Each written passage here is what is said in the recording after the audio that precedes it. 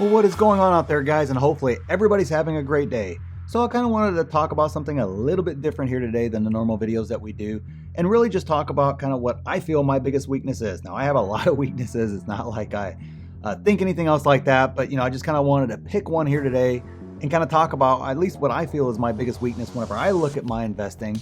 And it's not, like I said, there's a lot of things. Obviously, I pick bad stocks sometimes. Sometimes I'm lazy in my due diligence. Some other things like that as well definitely play into weaknesses that I have. But for me, the biggest one that I have is I just tend to kind of hoard stocks. I tend to hold on to too many stocks, and honestly, for no real good reason. When I kind of think through it, I understand why I initially do it. There's initially a plan there, but then I just end up with stocks that kind of hang around in my portfolio, and for no real good reason. Like I don't want to own them long term; they're just kind of there. And so I kind of wanted to bring that to you guys today. I guess one, to also kind of hold myself accountable for it and kind of point it out to myself and actually kind of face that weakness per se. But two, so that way you can kind of just see that even for seasoned investors, we all still have things that we can improve upon. And we all have things that, and it's something I kind of want you to avoid too in your investing. So that way you don't end up with like a bloated portfolio, which is kind of what I have in a sense. So, for me, I tend to hold on to the stocks. And I know the first reason why I do that is because I don't need the income coming in. I have my money loops. I have everything else working. I have plenty of money to invest. So I don't have a need to raise cash at any point in time. Even if I need to get cash, even when my cash is low, like last year when the deals were just stupid, I was able to just pull from, other funds from real estate and some other things like that I have kind of sitting there, cash sitting there waiting for various real estate things, because the deals were just so good. So I just would tap into that cash, pull it over. Especially since I thought real estate was not going to downturn last year. I thought later this year was kind of going to be, the summer's kind of the crux, and then we'll see what happens after that in regards to real estate. So I knew I'd have plenty of time to do that. And I also have other debt instruments out there that I can pull upon any point in time. If, again, Wall Street wants to get stupid again this year and I pull all the cash that I have into it, I put more money than I've ever put in the market last year. If I want to do that again this year, and actually beat that record, okay, great. I may have to go into some debt instruments to do that. So I don't have a need for cash per se in regards to doing that. Part of that is because obviously the money loop's coming in. We talk about in the money course there, I don't pay a rent. I don't pay a mortgage. I live very frugally. I live very basic. I'm wearing a freaking, I don't know, 5-10-year-old t-shirt. I mean, I don't freaking know. But I just don't do a lot of the other things, or I have made those mistakes in the past with money in regards to borrowing it frivolously and stuff like that. I'm just not going to do it here in the future. Drive a 2002 used car, a lot of other things like that. I probably spend a lot less money in a month than most people do, period, on average across the US. So, just kind of the way I've set up my finances over the years allow me to do that. However, what it set me up for is, I tend to hold on to the stocks probably for too long. I tend to hold on to losers for too long. I still have my GE stock that I was a huge loser from before. But I even make stupid things now. Like it was probably 2 years ago, I guess now, maybe a little bit longer. I played a swing trade on Clover. And it went very, very well. I can't remember how much money we made. We doubled up, tripled up, whatever the number was. It was a very, very good swing trade. But I didn't sell all of it. I held on to just a little bit just in case that squeeze continued to go. It was kind of during that whole GameStop ridiculous time. There's some easy trades there to make. So, I was just kind of holding on to just those last few shares just in case that way we can eke it out. And then whenever it kind of died off, I should have just sold them and moved on. I'd already made my money the shares could go to zero and I already made plenty of money. So it didn't matter to the trade at all. But I just kind of held them.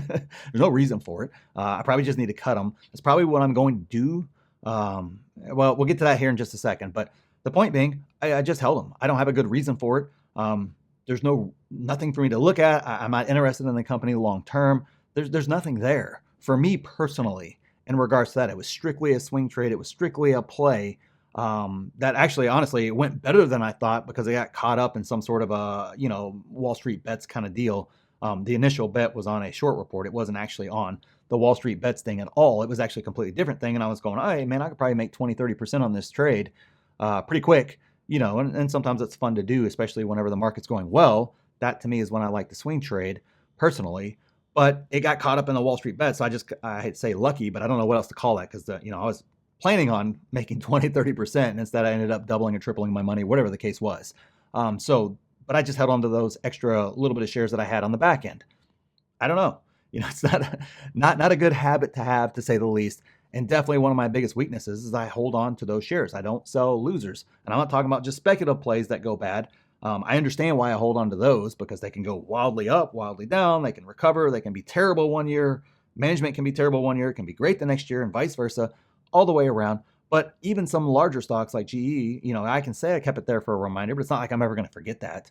There are a lot of stocks that I just need to cut like those. And so kind of to hold myself accountable here to you guys, and to also kind of illustrate the mistake, I'll probably do it shortly after. Well, we'll see here, but I'm going to do it sometime this year to where I'm just going to, you'll see sell alerts for me, and you don't see sell alerts a lot, but I'll put out a video too with it then, showing exactly what I'm going to do, where I'm just basically going to clean up my portfolio a little bit, kind of clean out some of those plays and try not to do those things anymore, and try to really, obviously you guys help me, hold me accountable to it, and not make that mistake, not make that weakness. Because even though, regardless of my money situation or anything else, the point being, all that money in GE a long, long time ago, and it's a lot, could have been put into something else at some point in time, regardless of whether I needed the cash or not. The point being, those could have gone just strictly to a DCA and Apple, if nothing else like that. And I would have made a lot more money over the past, 5, 6, 7 years, just doing that, just simply putting it into a stock that I love, that I know that's great, and I don't have to worry about. Just a simple DCA into that with that money would have paid off, I don't know. I don't know what the shares have done in the past 5, 6 years, but probably at least doubled. That's a heck of a lot better than any dividend I got from GE or anything else like that. So those are things that I need to do, and I need to be conscious of, and to make sure I get rid of that bad habit of just holding on to things. Like I said, I'm kind of like a stock hoarder. It's just kind of that whole old, in order to be a bull in the market, you got to kind of be an optimist. And I'm just an optimist in the market.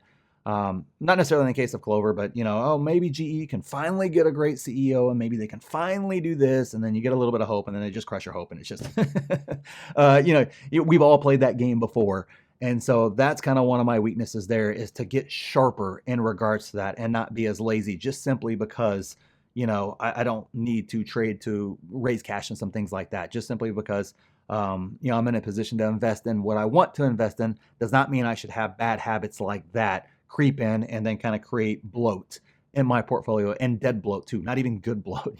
It's really good if you're bloated with shares of Tesla and Palantir and Apple and companies like that. It's not good when you're bloated with a lot of companies that you probably don't want to own long term. So that's something you guys are going to see, and I just kind of wanted to have this conversation with you guys, so that way you can help hold me accountable, and more importantly, so that way you guys don't make that mistake, especially as your portfolio start to grow.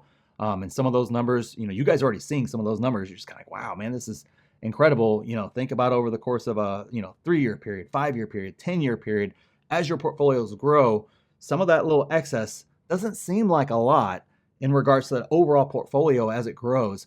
But you're kind of forgetting that that money could be put into something that would really grow over that time, and therefore your portfolio would be even larger at that stage, and with less stocks, that with less work for you to do, and a lot less of everything there happening. So anyways, it's just kind of something I want to bring to you guys' attention, and I kind of want to do this periodically here over a course of, the next month or two, of various different subjects like that, so that way you guys can kind of see, mistakes that I make more, because I make a lot of them. You guys see them in real time, I know, but in terms of addressing it directly in a video, and then 2, making sure that I clean up those mistakes, and all of us kind of creating better habits together. And remember, if you want to learn how to do evaluation, how to get price targets, you want to see my complete watch list with price targets, see all my buy and sells in real time, you want to take 5 courses for free, you want to use the stock analyzer tool completely for free, you want to jump in my DMs, you want to be able to jump on our live Q&As, have access to the best 6 and 7 and 8-figure Discord out there, and just a ton more, guys. Check out the pinned comment down there and see if a membership's right for you. And click this video here if you want to see exactly what I'm buying in this market,